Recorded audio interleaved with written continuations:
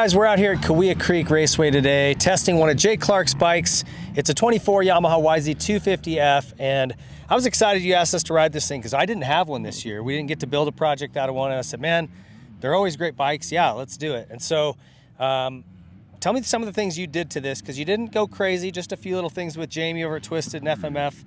Let's hear about it. Well, I've liked these bikes over the years, and as you know, this bike got updated to a lot of the same 450 changes that happened last year. So the chassis and so forth, and it's a little bit less trim. It's more trim in here. Doesn't feel as bulky, and I like that. I wish I was a little bit less bulky, and so it's nice to at least have that on your dirt bike. So I like that. The big news on this bike is, which most people aren't really going to notice, is that the durability is way better. So the cam chain's way stronger for the 24. So what it allows is engine builders like Jamie can do more stuff with it. With the stock setup, you don't have to do a lot of crazy mods, and so it's going to be a lot more durable long term. We think the valve train and the between the cam chain, all that, but we didn't want to tear into that. And I've liked these bikes over the last few years, and with this bike, and I've already got a decent amount of time on this bike. I rode it a bunch before. It was white, it had the white plastic. That's why this one has the black rims, is it had the white plastic, and I kind of, that looks kind of cool, but I still like the blue. I mean, the blue is cool for Yamahas. Really like that, so I wanted to make it blue. And so we just added the dual injector from Jamie at Twisted. I say but that's a really cool mod. And so he has an Airbox mod that makes the Airbox bigger. So it has the Airbox mod with that dual injector. And that just really gives the thing some snap, and it makes it feel like the rear wheel's connected to your right hand. That's what Jamie's going for. Yeah, is that instant like. Yeah, it's a great kind of vet modification. Is what I described it as, because you get a little bit more torque out of the turns, kind of what I felt. Yes. It does rev really well. I think that's part of the Airbox thing, but I've really felt that grunt coming out of corners. Exactly, and that's what we're looking for, just to get us a little bit more. And I still deep down wish there was a YZ350, but until then, this is the next best thing, because as you know, the stock suspension is so dang good on these Yamahas that I always I'm a bit bigger, so I get Race Tech. I say, hey, let's check the spring rate, but let's not mess it up too much. Let's just keep it nice, and that's what Race Tech's done for me. And I'm a bit bigger than you, but it's set up for me, and I really like the suspension the way it is. And so that's really the main thing we did. And we added the Rekluse torque drive clutch, got the FMF pipe and silencer, and really on the FMF on this bike, the muffler is just fine. That's really all you have. On a lot of the bikes, that's the case, but the muffler is majority of the improvement. Makes a good improvement. The stock muffler is almost unrideable. It just hurts your ears.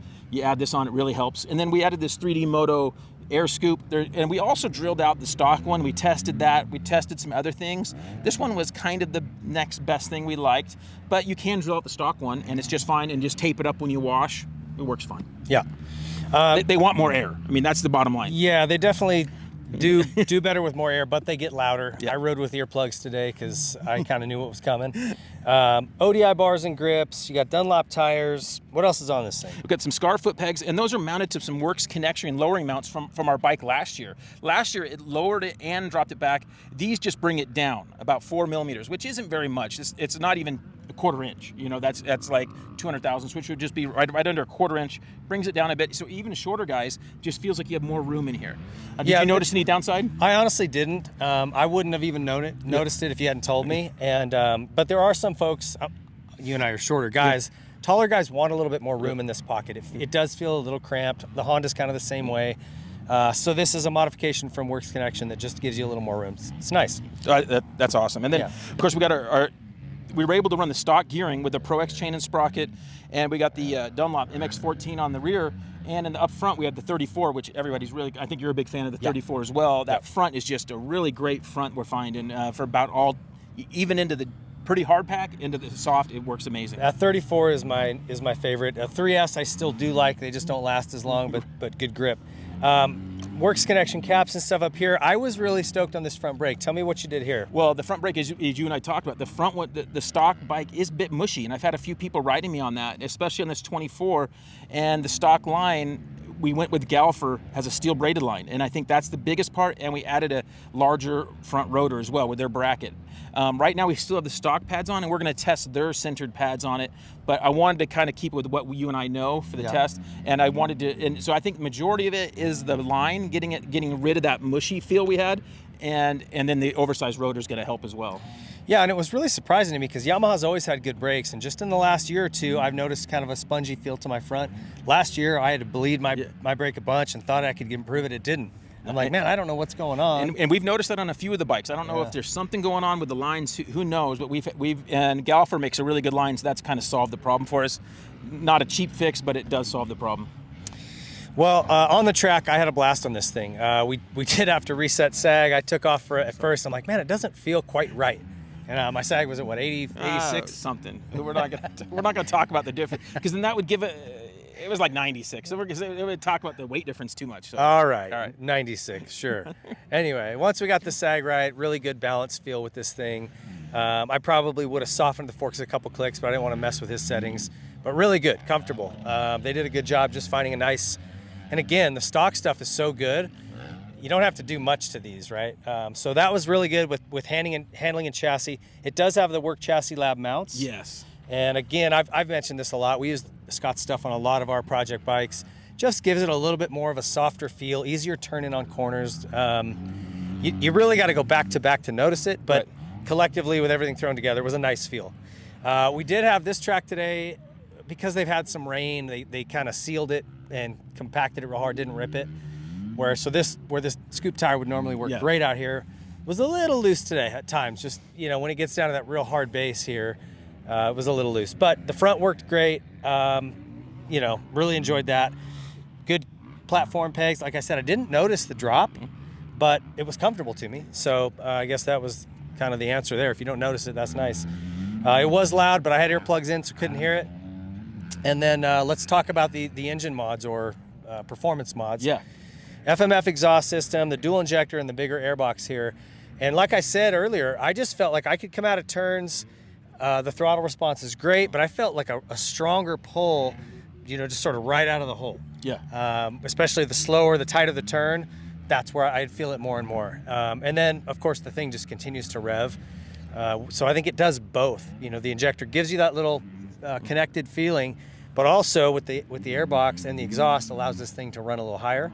So it really spread out the power. It was a really broad power, easy to ride. It was a lot of fun. That's cool. And what'd you think of that clutch action with the cable clutch on that Works Connection Perch? Yeah, it was good. I mean, I had to adjust it a little bit. I like a little bit of slack in there, but it felt great. And the reason I asked you to talk about the brake, because that was a huge improvement over the stock unit.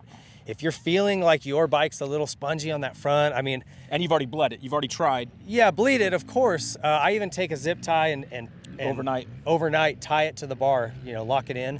If there's any little bubbles in there, that'll squeeze them out.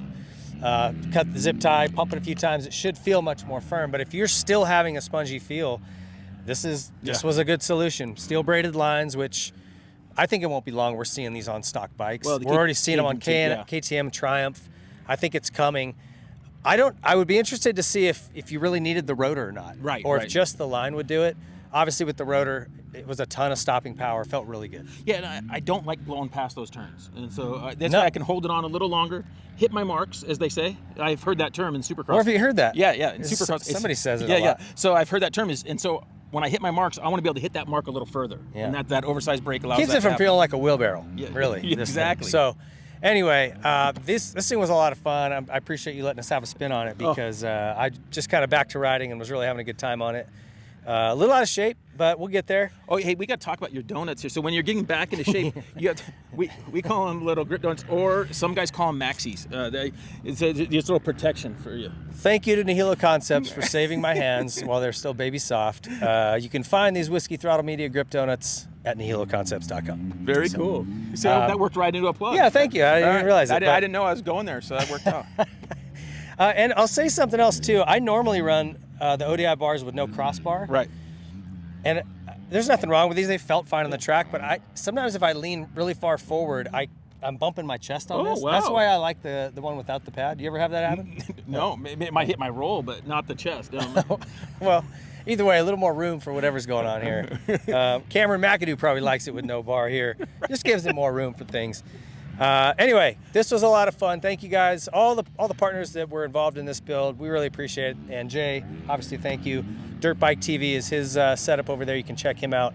But this was a lot of fun. Thank you guys for watching. Hope you enjoyed it, and these are some tricks you can try if you're looking for just a little more grunt out of your YZ250F. The second injector, Jamie at Twisted does a great job. Obviously the exhaust, and if you need to slow down a bit, try these steel braided line with a Galfa rotor. Really worked well. So thanks for watching. Thank you to Jay. See you guys next time.